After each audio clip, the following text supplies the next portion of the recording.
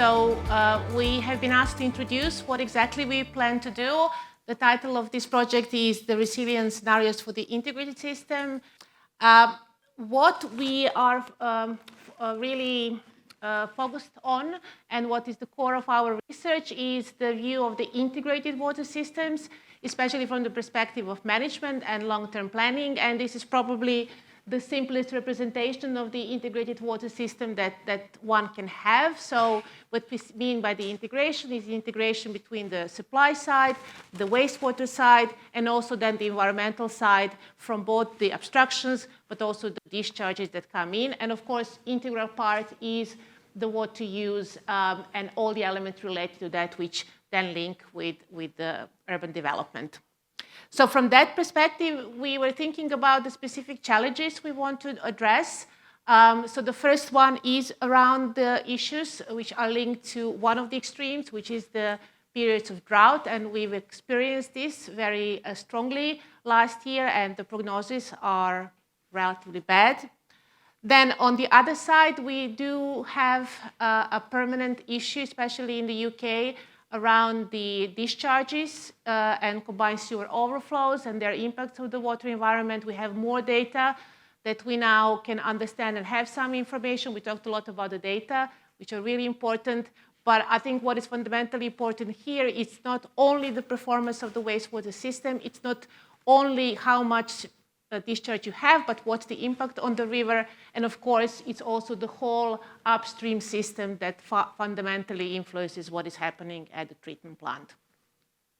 And then finally, the last thing, and something that we are particularly passionate about, is linked maybe to the previous DAFNI theme around the environmental protection, because ultimately, we strongly believe that everything that should be happening on the land, every infrastructure development, should be constrained by the environmental quality as an ultimate constraint on the future development.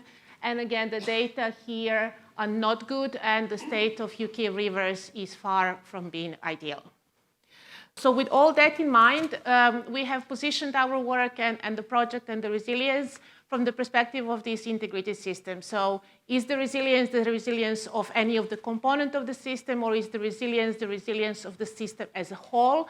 What are our priorities? What are the trade-offs that we'll need to make the system resilient as a whole, and how the built environment interacts particularly with the natural system.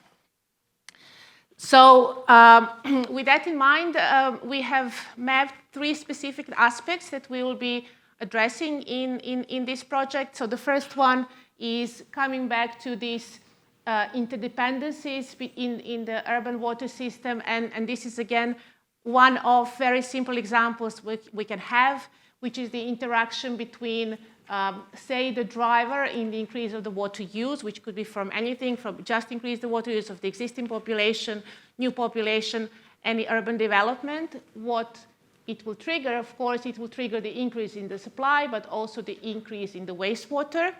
But if we then look at the river, of course, the flow will increase, the discharges will have a larger impact. So this is just one of the examples of what we call the propagation of the effects. And this is one of the things we want to look at, we want to quantify, and we want to quantify specifically with resilience metrics in mind. Then the second aspect is linked completely to how we define the resilience. There are many concepts, as you're well aware of.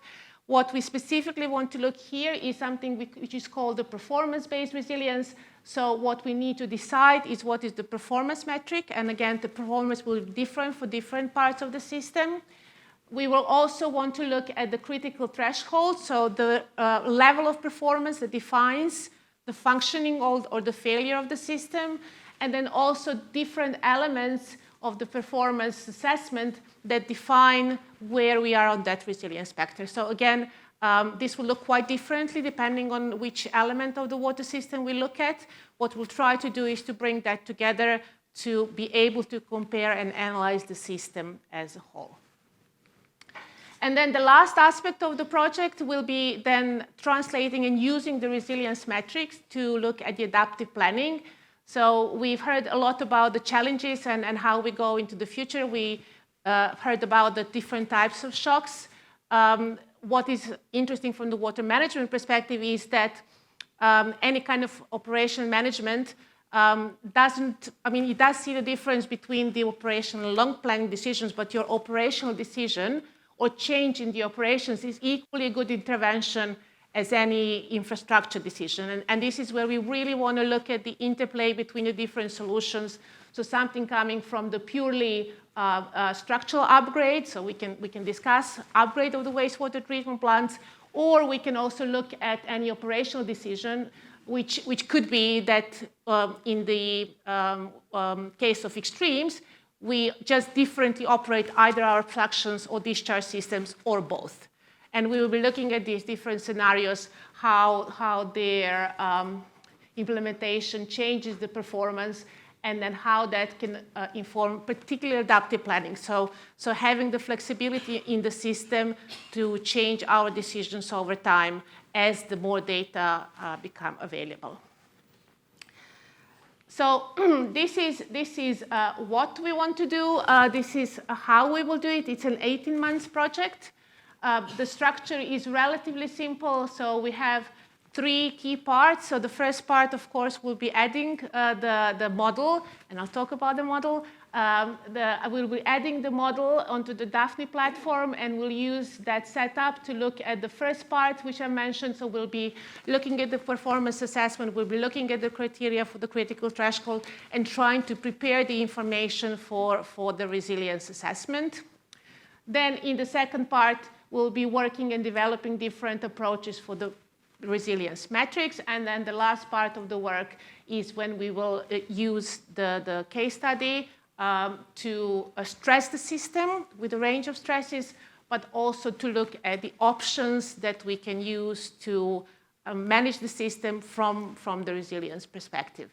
And something we are very happy about is that the project will be in collaboration with, so the case study will be London, the case study will be the Lee Valley in London, which is the case study we've been working on for quite a few, well, at least 2 years now. And these are the partners that we are already working very closely with. So we have Thames Water with us today, and we've been working with Thames Water for many years now. Then we have also the Affinity Water, which cover the part of the obstructions in the Upper Lee catchment.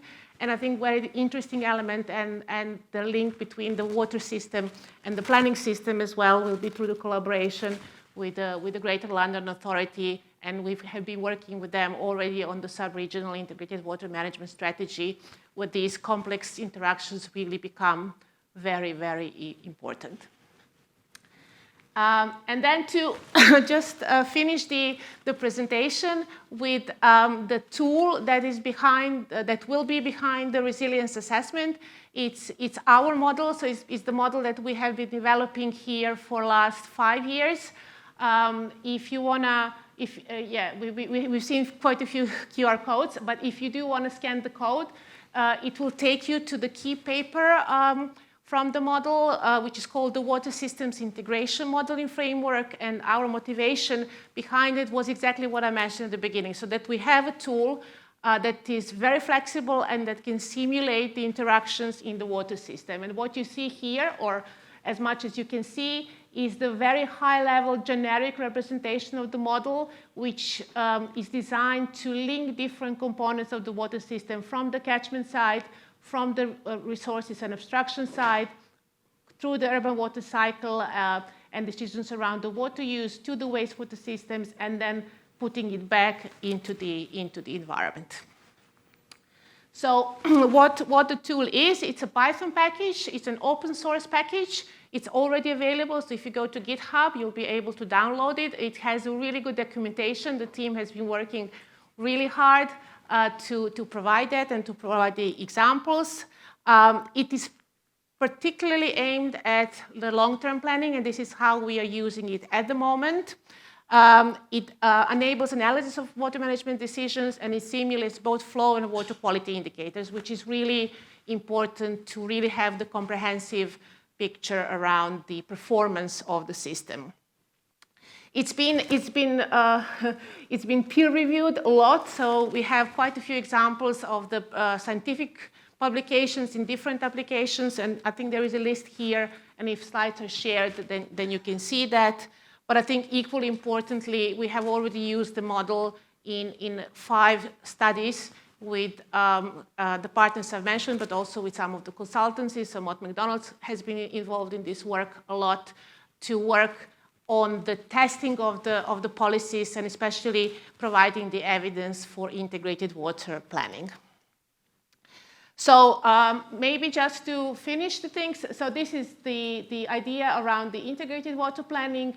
We look at the differences between the baseline, between the scenarios, and then how the options change the scenarios. And then if you have a look at the slides after this presentation, you can see some of the results and what the model can produce and how we look at the differences between what is now and what could be done.